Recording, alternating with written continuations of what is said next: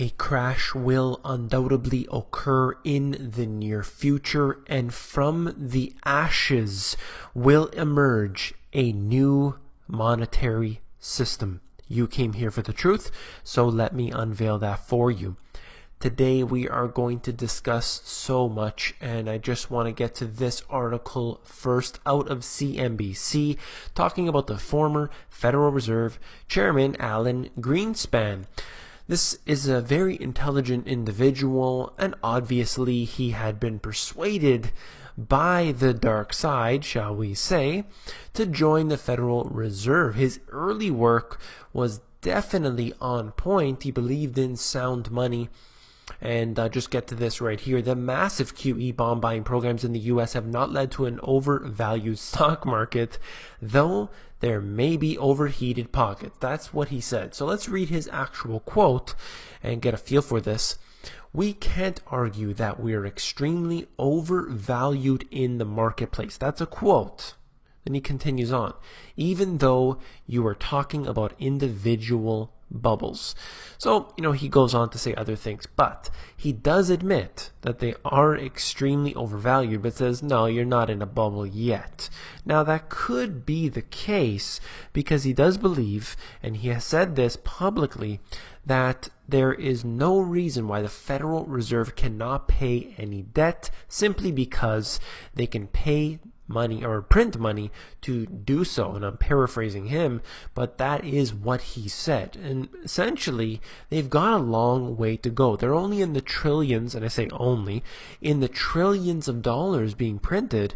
They have quadrillions to go into, and assuredly, they will head in that direction. So we're going to move on to China now. Obviously, China being very big news at any given time. Everyone's always watching them, hoping that they will continue to grow at an accelerated pace to keep the world turning. China's long-awaited international payment system to process cross-border yuan transactions is ready and may be launched as early as September-October, 3 sources with direct knowledge told Reuters. This is huge news because there is consistently this talk about the fact that China is simply not as big as the US. They can't compete, so on and so forth. So look at this. The launch of the China International Payment System, CIPS, will remove one of the biggest hurdles to internationalizing the yuan and greatly increase the global usage of the Chinese currency by cutting transaction costs and processing times. Any of the hurdles, any of the obstacles that are in the way of China, and they are in fact removed, you're going to have an advantage that goes in favor of China. They're definitely progressing. It's going to take a long time in order to do this. However, they are heading in that direction. It's very clear that they want to dominate the global economy. It will also put the yuan on a more even footing with other major global currencies like the US dollar. And that's what they fear. Ultimately, the US knows that at some point it's not going to be the major global reserve anymore. It's going to be giving up on this. Well, let's move on to a connected article right here out of RT. The Chinese currency is the 5th most used currency in international payments, according to the SWIFT network responsible for international financial transactions. Breaking into the top 5 is a symbolic balance dollar-denominated payments. Can you believe it? The 5th most used currency, and it actually, the yuan or renminbi surpassed the Canadian and Australian dollars. That's incredible to note that these major developed nations are being surpassed by China in many ways. In 2014, yuan payments doubled to 102% and increased by 20% in December alone. So this right here goes to show you how serious this is right now. Things are changing very, very rapidly. It is a great testimony to the internationalization of the renminbi and confirms its transition from an emerging to a business-as-usual payment currency. Many different countries are in fact using the yuan, using the renminbi as a financial means of financial transaction in between China. Very, very important to look at this, especially when you see currencies like the euro weakening you could see the yuan or the Chinese currency coming in to fill that void. So we'll have to see how this all plays out. Now, this article out of the RT talking about China and Russia effectively switched to domestic currencies in trading using financial tools as swaps and forwards as they seek to reduce their influence of the US dollar and foreign exchange risks. They're doing this is in fact very smart on their part, and they are simply going ahead with this, consistently signing new agreements in between each other. Now, I will just enter this point right here. I always have to hear individuals talking about the fact that China and Russia are small in comparison to the amount of US dollars. That cannot be denied. That is absolute. That is true. However, we're not just seeing China and Russia being the only two. In fact, look at this. From now on, yuan swaps are available for 11 currencies on the foreign exchange market. Things are changing. You see the currency swaps that are available, and I believe it was around 30 of them now, 30 nations choosing to do business with China in their own currencies. And that goes to show you how powerful this can be. Talking about the agreement that signed up to 150 billion, that's 25 billion US. Still, again, very small in comparison to the total value of the US dollar and how it's able to move the markets, but it is growing consistently year over year. We are seeing how Russia, for example, is selling off of their US debt. There's different reasons why they're doing this. It doesn't matter. The fact that they are in fact selling off. China consistently speaking the rhetoric in the markets, talking about how they want to do away with the US dollar right here. This is a very important indicator. China won't stop yuan globalization or capital account opening because of the volatility in the emerging market currencies. Also, something very interesting to note. I will look at this quote here from my book. China and Russia have decided to renounce the US dollar and resort to using their own currencies. This equates to a huge shift in the flow of credit to the US moving to the developing world.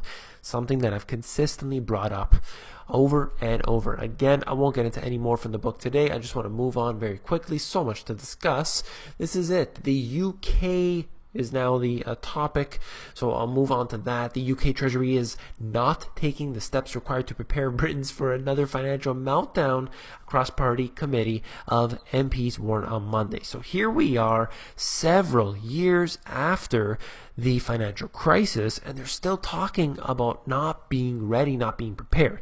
Why? Simply because they didn't do anything to prepare themselves. They're talking about the stress tests that they are about to fail. This is going on for the UK and also the US as well, but let me read into this. The report found there is a surprising and urgent gap in the British Treasury's readiness for disaster. The committee said it has not come across sufficient evidence to suggest that the government officials have learned the most important lessons of the 2007-2008 crash. And that is not me saying that. That is the government officials in the UK. Of course, when you increase the amount of debt, when you increase the amount of derivatives, everything bad is increasing, and all of the positive signs have in fact been declining and decreasing every single year. So this is pretty obvious. The government officials didn't need to say that. Anybody who's just half awake can see this happening. So there are definite future risks and challenges facing the UK. I completely agree with that. And look at this. Former Bank of England Governor Mervyn King has warned that the British banks are too weak to weather another financial crisis. The government doesn't have the heart got to the heart of what went wrong in 2008. Obviously, I completely agree with this as well. Interest rates are extremely low. 0.5%. Look at Canada, I believe it's 0.75%. Look at the US, nearly in the same situation. We have Australia recently decreasing their interest rates. Nations around the world are in fact going into negative territory in particular assets. I don't think we are at the point where we can be confident that the banking system would be entirely safe. The idea that we can go on indefinitely with very low interest rates doesn't make much sense. And you don't need the former Bank of England governor to suggest this. Obviously, if you bring the interest rates down to this low for this long, you're going to have dislocations, and it's going to cause a big problem. And we are seeing that now. The cracks are appearing. It's pretty obvious. But of course, now, years after the fact, we are having people in the government and former government officials coming in and saying this. Finally, we are hearing some of the truth. Now we're going to move on to the Wall Street Journal and the U.S. Big banks struggle to pass the Fed's stress tests. There is very rarely that they have a legitimate stress test, but even when they do these, which are always in favor of the banks themselves, they fail them. This happened in Europe just recently, and it's going to happen again. Four of the biggest names on Wall Street struggled to pass the Fed's 2015 stress test, and the U.S.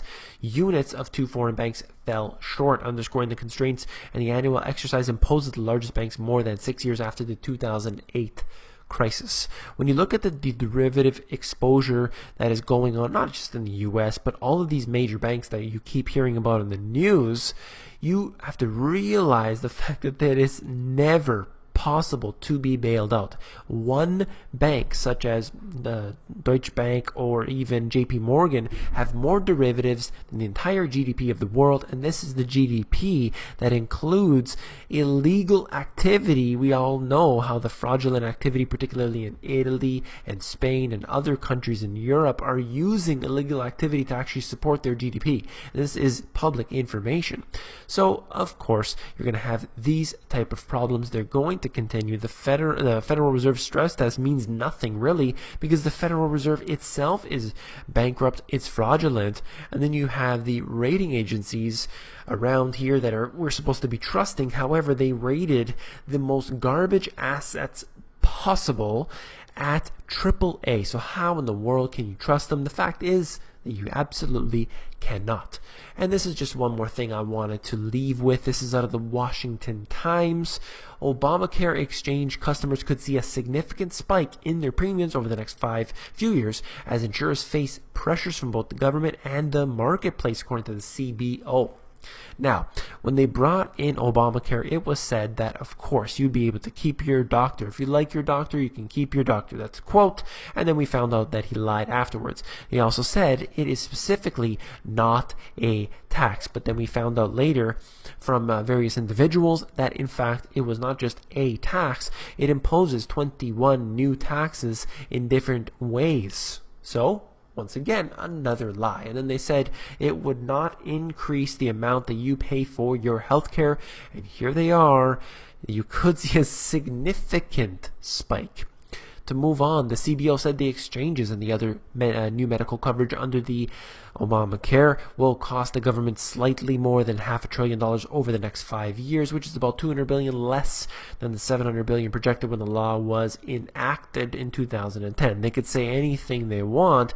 The fact remains that they said it would not increase the amount that people pay, but in fact, many people have experienced a doubling of the amount that they were paying. Now, this is incredible, and this is obviously done to siphon money out of the individual citizen's hands and put it into the elite class, into the big pharma, into the big bankers' hands, and all of the technocratic elite and all of these globalists that sit above the government. Warren Buffett gets the bailouts at the same time that he says tax the quote-unquote wealthy, which is simply individuals making more money than the average citizen, and they are the ones oftentimes supporting the economy. So of course, this is what they try to do. They try to pull away the middle class, bring them down into the lower classes, and then they can have their elitists sitting at the top. This is what's happening.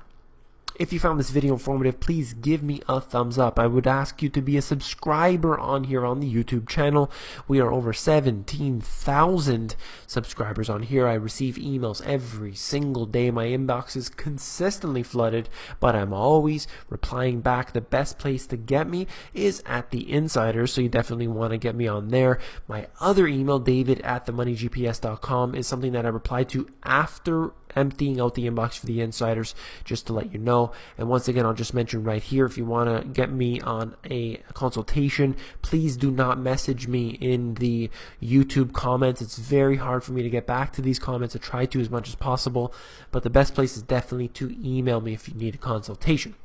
And of course, don't forget to become an insider, because it's where I give out all my best intel for free that is available at themoneygps.com. You just scroll down to the bottom, fill in your email address, and you get occasional emails from me with good, short, concise info.